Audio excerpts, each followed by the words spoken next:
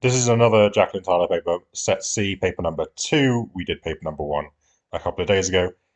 So yeah, I mean, dy by dx you get by differentiating, so therefore to get to y, you integrate, right? So I think firstly we just need to separate this out. Now be careful with this sign. Of course, we can cut this in half to get 4x over x to the 4 is 4 over x to the 3, which is 4x to the minus 3. But then we've got a minus minus here, which makes it plus, and then the same thing over here. Now we can integrate to get from dy by dx to y, and remember when you integrate, you need a plus c. You need to be very quick on this kind of division and stuff like this when you're integrating, just because you don't want to waste time on questions like these. When y is 6, x is 1, so you throw that in. Useful to know that when 1 goes into any kind of x, it's essentially just goes away under almost every single circumstance. So yeah, then we just get 2 plus 2 is 4, minus 1 is 3, so c is 3, and then we just underline and move on as quickly as possible. Because of course we are under time pressure. We want the set of values for which this is positive. So, I mean, I would have thought because this is, you could differentiate, but it's a quadratic. So I think I decided to complete the square. So just combine the x's together, and then I can halve the x's. And it doesn't matter that there's a lot of algebra here, it's fine. So half of this is this, and then I'm going to take away all of this squared, and then just leave this stuff over here. And of course, for this to be positive for all x, I need this thing to be positive. So that's what I'm going to run with. Of course, I can square this out. I can times everything by minus 4, which I'm sure at some point I did. And then we can solve. And we end up, because we're less than 0, we're in between these two roots, which I think is answer E. Question 3 then. So when we've got these classic kind of inequality questions, we should immediately be thinking negatives or decimals between 0 and 1. Usually the classic ways to break these. The first one is broken by negatives because if a is less than b, or less than or equal to, you can make a negative, and you can end up with this fraction being less than this fraction because it's a negative fraction. So that one's gone. That's not necessarily true. As I should have said before as well, if we're looking for necessarily true, we're literally just looking for counterexamples, right? We're not going to do any proofs. We're just looking for counterexamples. There's the counterexample, so we're done. Now, 2 to the something, if we think about the graph of 2 to the something, it's a strictly increasing function, right? It's just an exponential curve. It's just getting bigger all of the time. So there's no way I can break this, even with negatives, even with decimals. There's no way that's going to be broken. So therefore, it's going to be one of the true ones. And this one here, again, with this extra c value, we can break this with a negative. If we choose c to be a negative number, we can essentially get this the other way around, and we'll be good to go. So therefore, 2 is the only one that is actually true in that statement. So just looking for counterexamples and using negatives and decimals to find them. Okay, so a probability tree question here, so we can just draw the tree nice and easily, blue, red, and so on. So it's going to be 2n over 3n in total, and n over 3n. And then over here, because it's not replaced, this decreases by 1, this decreases by 1 if we're in the blue timeline. And then this is still n because we haven't taken a red yet. This is just GCSE maths, really. If you've done it at Excel GCSE in particular, they ask this all the time, so there shouldn't be anything difficult about this. Probability of at least 1 is red. Well, I can just do 1 minus 2 blues. It's probably the most quick way to do that. 2n over 3n, of course, is just 2/3. So it's just this. I can multiply those. This is 9n minus 3 over 9n minus 3. So I can take them away straight away. Be careful of the two negatives, and you end up with this. And I think if I factorize, that ends up being answer E. So nothing too complicated there, but certainly worth knowing. I think they asked stuff like this in the real to mirror papers quite early on in their papers, quite like some of the old ones. Anyway, A and B are divisible by 3, remainder 1 and remainder 2 respectively. The only problem with this proof, I mean, firstly, we'll say that if you have a number that's remainder 1 divided by 3 and remainder 2 divided by 3, when you add them together, you're totally going to get something that's divisible by 3. So this is a true statement, right? It's just kind of obviously true. So we're going to take one of the first 3. Now, is it true and there's an error anyway? That's perfectly possible. And yeah, there is, because of the way that they set up this proof in the first place. If A is 3n plus 1 and B is 3n plus 2, you're forcing B to be 1 more than A every time. And this is a much more general statement. It's about any A and any B satisfying these conditions here. So B needs to be written as 3m plus 2, not 3n, because you need to differentiate it from A and make it a completely different number that is also remainder 2 rather than remainder 1, but completely different from it. So that's the only error here. Of course, the rest of it works because, of course, this doesn't go together with this, but you can still pull out the 3 and end up with 3 into n plus 1 at the end. So it's still completely fine. Anyway, this is in radians, so find the number of distinct values of x. As soon as we read these words, we should be immediately thinking that we need to draw a picture. because the picture will mean we can just count how many solutions there are. This is a quadratic. It's upside down because of the minus x. It's got roots at 2 and 1. So it looks a bit like this, I guess. I don't really need any more information. Now, sine of pi x is interesting, and this is worth knowing how to draw immediately. The minute you put a pi inside of the argument here, that means that your roots of sine are going to be at the integer values. Because, of course, if x is 1, then you just have sine pi, which is 0. And if x is 2, you get sine 2 pi, which is also 0. And if x is 3, you get 3 pi, and so on. So the roots stop being pi, 2 pi, 3 pi, and so on, and just end up being 1, 2, 3, and so on. So this sine graph, if it were just the sine pi x graph, would just go up through 1, down, and up through 2 again. Right? Now it's the negative graph, so it's upside down, so it goes like this instead. In fact, if I draw these, I have. Okay, so this is the sine graph. Sine graph upside down is this, and then essentially this is minus sine pi x plus 1. So now we just need to plus 1 and move up by 1, and it looks like this. So now we're comparing this graph to this last graph that I've done here. And initially I look at this and think, well, this obviously doesn't have any solutions between this curve and this one here. However, it's possible, I guess, that I've drawn this quadratic badly, and it actually reaches up far higher than I thought it did, in which case there would be solutions. By the way, there are no solutions beyond here, because this graph would turn and go back up again, right? It would, because sine just repeats, it doesn't come down like this. Anyway, maybe there are solutions in the middle here because this peak is much higher. So let's just find that peak really quickly. The easiest way is just knowing that quadratics are symmetrical around their roots. So this peak here is definitely at 3 over 2 between 1 and 2. So just shove that into here. This ends up being very fast to do because that's a half. That's also a half. They cancel a bit and you get a half in the end. But sine is way higher than that. So I think I'm pretty happy. I mean, this value is at 2, I believe. And this middle bit is at 1, and this is all the way down at half. So I'm very happy to say that this has 0 solutions, I think, from that picture. Every prime number n can be written as the sum of 2 square numbers. How many counterexamples in this range? I actually just went ahead and listed all the prime numbers between 0 and 40, and then I listed all the square numbers, and then I just tried to add them. So 1 squared plus 1 squared is this, so I can do that one. I can't do 3 because there's no way of combining 1 and 4 to make 3. I can do 5 because that's 1 plus 4, which is 1 squared plus 2 squared, I guess. I can't do 7, and then I just went through it. It was very boring. I don't know whether there's a better way of doing it, but it was a really boring process. I found 6 of them. And yeah, not much more to say about that question. The floor function, we see this occasionally in TMUA papers. When you're integrating a floor function, you do not integrate the floor function because you basically can't. What you need to do is you need to draw this and do it by hand. So this is about 1.6, and this is about 3.1. Very roughly. So, and that's only important because it tells me what the floor function is doing at particular times. So if I get out a graph, I don't need the negatives, obviously, because we're just drawing between about 1.6 and 3.1. So between pi over 2, which remember is about 1.6, what is this function doing? Well, it's, pi over 2 times 1, because this function is going to round down to 1 because it's between 1 and 2 here. So this function here is just pi over 2. And it will behave very similarly up until the point 2, right? Until you get to 2, your floor function is always going to be 1 because it's rounding your input down to 1 every time. So all that your function is going to do is slowly increase from pi over 2 to 2. Because, if you imagine putting in 1.8, it's just 1.8 times 1. And 1.9 is just 1.9 times 1, and so on. So it's essentially just the function f of x equals x up to 2. Now, when you pass 2, something different happens, right? So when you get to 2, the floor function magically just becomes 2. So at 2 itself, you're going to be 2 times 2, which is 4. I don't know, sorry, that line should not have come first. This is the whole thing. So at 2, your thing becomes 4. And it's going to increase faster because essentially your gradient is now 2 every time, because in all the numbers between 2 and 3, this number is just 2.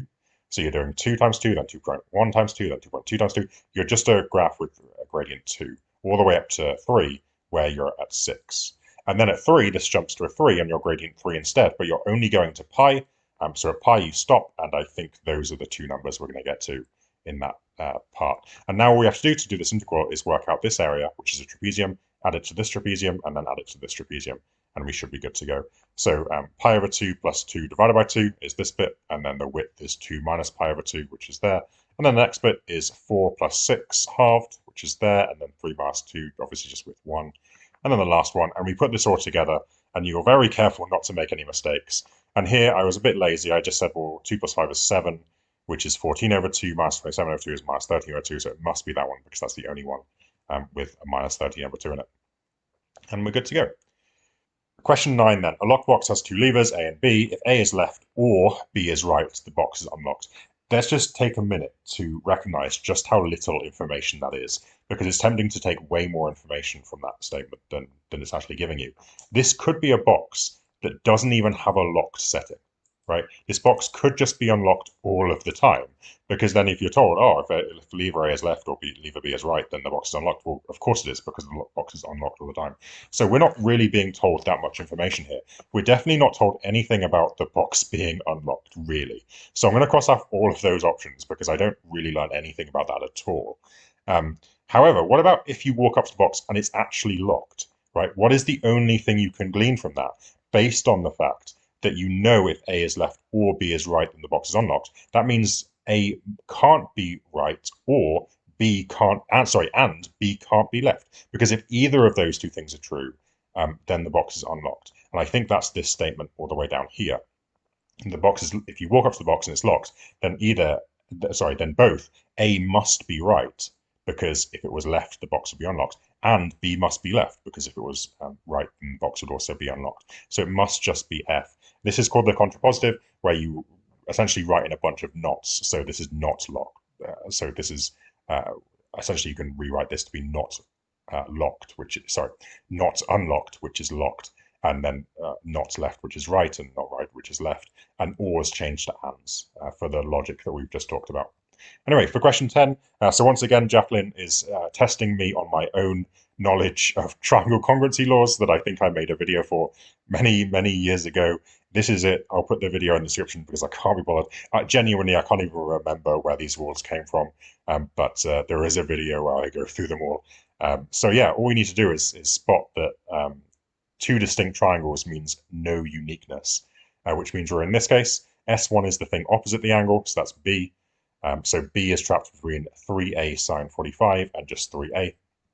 And of course, sine 45 is root 2 over 2. So we end up with C immediately. It might be worth learning these just like off the top of your head, just because it might get you a mark instantly, but it also might not, because it might not be asked. It's one of those things. Anyway, consider the statement f of g is bigger than or greater than f of x, but is greater than g of x for all real things of this. What's the negation? Well, is greater than negates to is not greater than, which is one of these signs, because that's less than or equal to, which is the same as is not greater than. For all changes to for at least one. And x bigger than a is the domain that we're talking about. So that doesn't change, because if you change the domain you're talking about, then you have no knowledge about the statement in total. So we're talking about the same domain, but we're swapping to for at least one, and we're swapping greater than to not greater than, and I think that's option A, and we're done. For these kind of questions, I always just try and find the first few values to get a feel of what's actually going on. So f of 2 is 2 divides 2, but not 5. So we're this rule. So we're going to do f of 2 is f of 1 plus 2. So that's going to be 1 plus 2, which is 3. And then f of 3 will neither divide 3. So we're just going to be the same as what we were before. And f of 4, 2 divides 4, but not 5. So we're going to add 2 again. And then 5 does it, but not 2. So we add 5. So it was at this point where I kind of understood what was going on. Basically, every time we hit a multiple of 2 that's not also a multiple of 5, so therefore a multiple of 10, then we add 2. Every time we hit a multiple of 5, we add 5. And every time we hit a multiple of 10, again, that's not a multiple of 10.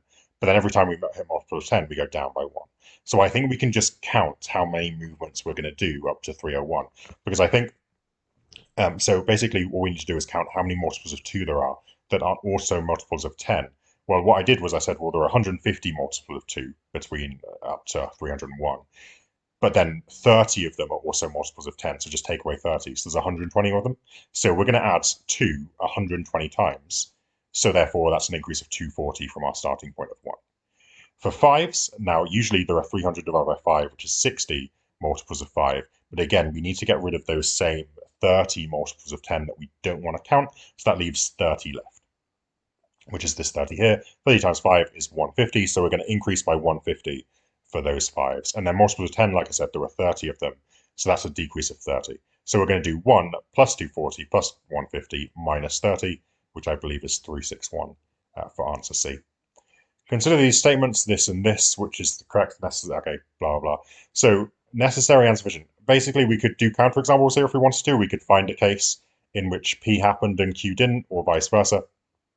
An easy one to find is -8, right? -8 is true for Q because you get root 4 as 2, which is indeed bigger than -8. But it's not true here. So therefore, P is not necessary. P is not sufficient. Definitely not sufficient, sorry, because I found a case in which P happens but Q doesn't, so it's not sufficient. So we're going to cross out the sufficient ones, and we're left with these two here.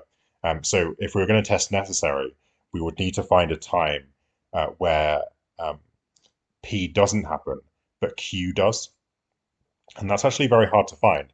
If you do some quick algebra, you can show that it's very hard to find because you can find when these two things are actually equal to each other, which is this, and then you can do some maths, you get this. But then when you actually draw the picture, this graph is, because it's not plus minus, it's only defined in the positive section of the y's up here. But then the graph x just looks like this, right? And so, the algebra says, well, okay, if you square out both sides, you'll get solutions between -3 and 4. But that's kind of as if this graph had curved back again, and you'd end up between -3 and 4 as your intersections, but you don't get that. So actually, all you need to be is less than 4, down to -12, of course, when this just stops existing. Which means, of course, that -3 to 4 is contained completely within that.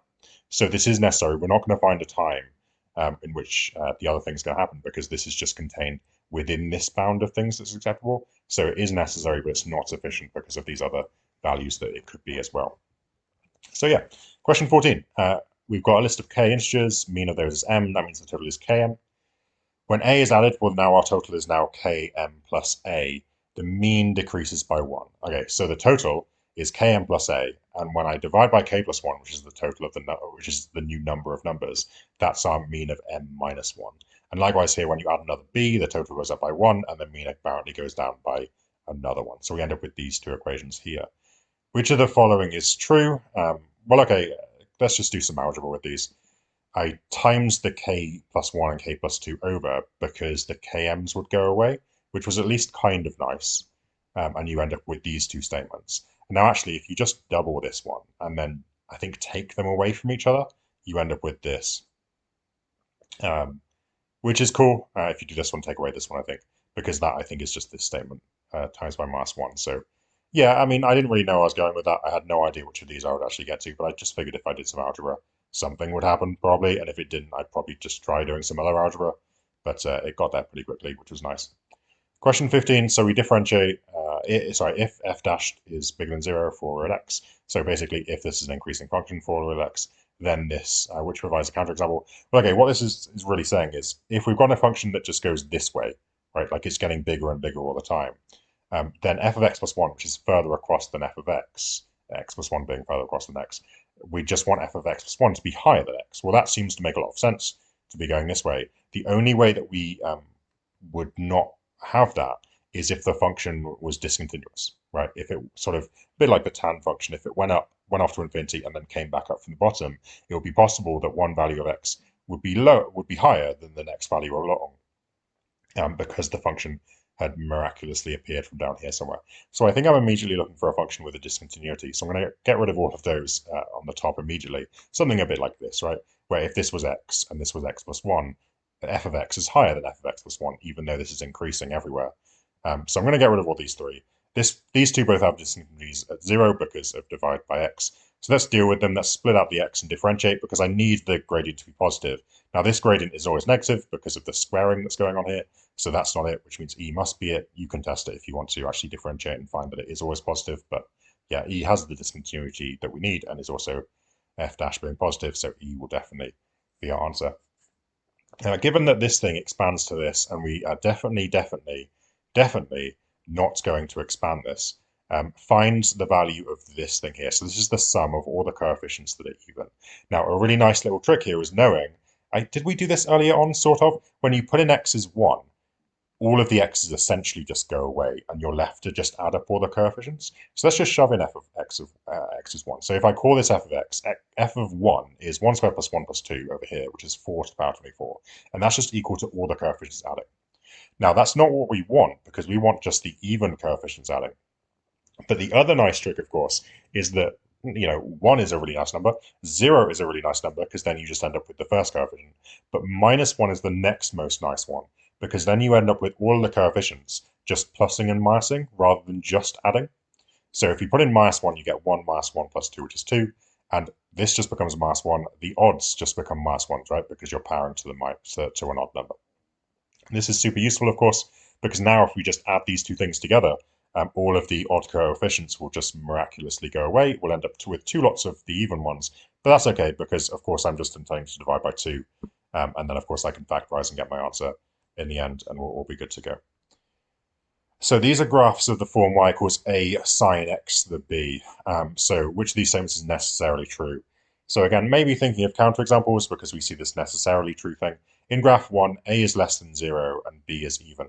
Now let's deal with the b is even thing first. If b is even, like x squared or x to the 4, whatever, that means that the right-hand side of the graph must be identical to the left-hand side of the graph, because all of your positive inputs, like 1 to the power 2 and 1 and 2 to the power 2 and 2 to the power 4, is going to be the same as -1 to the power 2 and -2 to the power 4 and so on, because of course when you power things to even numbers, they become positive.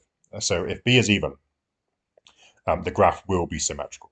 So that's cool. Graph number 1 is symmetrical, so that kind of matches. Now, the problem is this is asking about necessarily true. So we need to think, is there any other case where we could make this graph symmetrical aside from using b as an even number? And it's hard to think of one, right? Like you can use mod functions, but you're told this isn't a mod function idea, this isn't a sine x to the b idea.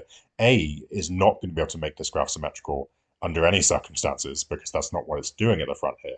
So I think b is even is going to be the only way to make this work. Of course, because sine is not usually a function that's symmetrical either side here. So I think b is even is going to have to happen. Now, a less than 0. Now think about what the sine graph usually looks like. It usually goes up first and then down. And now if we're making it symmetrical around the y-axis like we are, then it would go up and then up on the other side as well. So to flip that over, you would, I think, the most obvious way is to use minus f of x, which is to say make a negative number.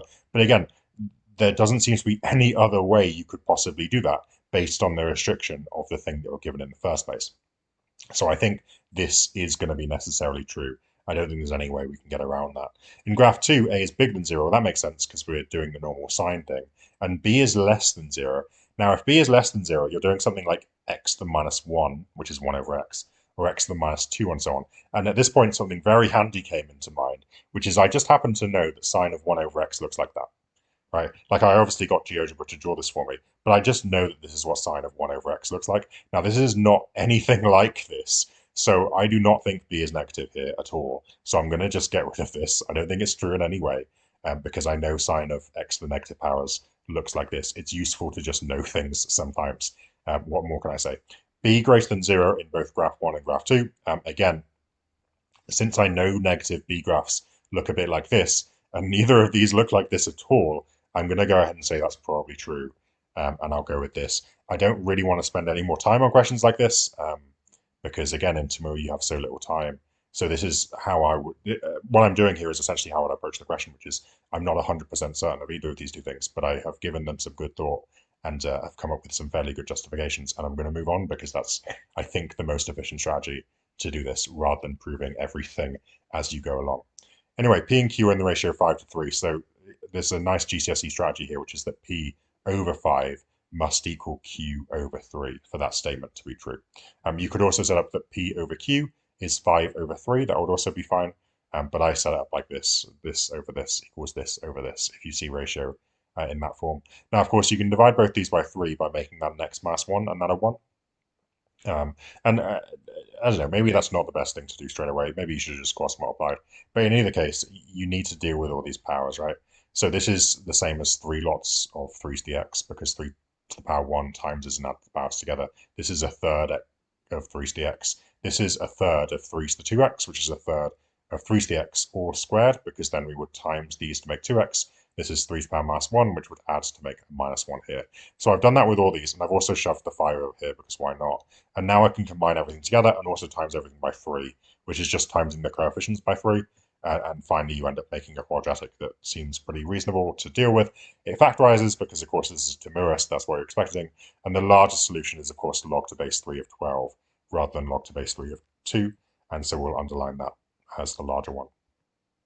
Okay, 19. A curve has equation this. We have a maximum stationary point at x equals 0 and a minimum in the fourth quadrant, which is over here, apparently.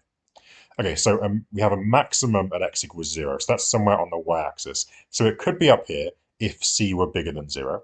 And then we're told there's a minimum, and it's definitely in this quadrant here. So this graph must have a bigger than 0 as well, because it's going like this, right? If a was less than 0, it would have to start up here. And then we can't maximum through here, right? And minimum through there without more stationary points going on. So this is also implying this picture that a is bigger than 0 as well. And we're going through like this. Now, the other way you could draw this is you could have c less than 0. And it could be like this. But again, a is still bigger than 0, I think, in this picture here. I think those are basically the only two things we can really draw. Which of the following set of conditions is sufficient to ensure this? Well, the only thing that we really need is, firstly, we know that this stationary point is here. We know that this stationary point is over here somewhere. But to ensure that, I mean, firstly, we can get rid of a being less than 0 because that doesn't make sense for either of our pictures. But also, if we do actually differentiate, we get this. If we set to 0, we can see that our turning points are going to be at x is 0, of course, but also at x is minus 2b over 3. Now, we know that's a positive value for x to ensure that this statement is being written correctly. So therefore, b has to be negative to force this whole thing to be positive again. So b is negative, I think, is something that we're going to need to happen. And now, the last thing we need to ensure is that, this b being negative thing, that doesn't tell us anything about where this stationary point is. Like, we need it. Sorry, it tells us it's over to the right, but it doesn't tell us whether it's down here or up here.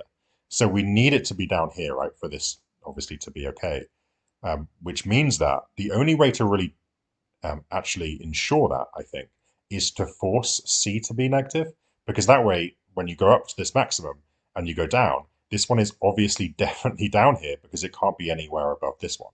So if we make a positive, because that only made sense for our pictures, make b negative because the math said so, and then make c negative, that forces this turning point to be down here. And I think that one is the one that we can pick. So finally, question 20 then, a really lovely question, similar to what TMUA have asked in the past. Now, the minute I see only if statements like this, or anything else really, I'll change it to if-then statements, if something, then something else. I just find those much easier to deal with. Now, the rule is, if it's only if, then you do if this one, then this one. If first, then second, if it's only if. I have a video explaining this a bit more somewhere else. But yeah, if it's only if, then it changes to this. If the first, then the second. Now, I can read and understand this, although it's not going to make much difference. But this graph is saying, if you're over on the left-hand side where the inputs are negative, then the function is negative. So if we're over here, we must be down here. Now, if we're over here, we haven't been told anything at all, so we could be doing whatever. But if we're over here, then we're down here. Now, this here, if it's an if, then that changes to if this, then this. That's how I'm going to write it. And that's in red because I'm going to draw it in red. If a is positive, so we're over here, the inputs are positive, then the function is positive. So we know we're up here. We're not told anything about over here at all. So if the function is positive, then we're up here, but nothing is known about over here. So the graph could look a bit like this. Now, for necessary and sufficient, I'm going to change them again to if-then statements because I've changed the others to if-then statements. Now, for sufficient, and if you've forgotten how to do this, by the way, here's a way of doing it. If you write this statement, Chris Hemsworth is sufficient for beautiful. Let's just write that statement down because this is a really easy statement to deal with. If you think Chris Hemsworth is beautiful, if you don't, by the way, turn off the video. But if your claim is Chris Hemsworth is sufficient for beautiful, then you can easily write a statement that says, if Chris Hemsworth, then beautiful. That's what you're saying there. So what we learn from this basic example is if you've got a sufficient statement, then you can rewrite that as if first, then second.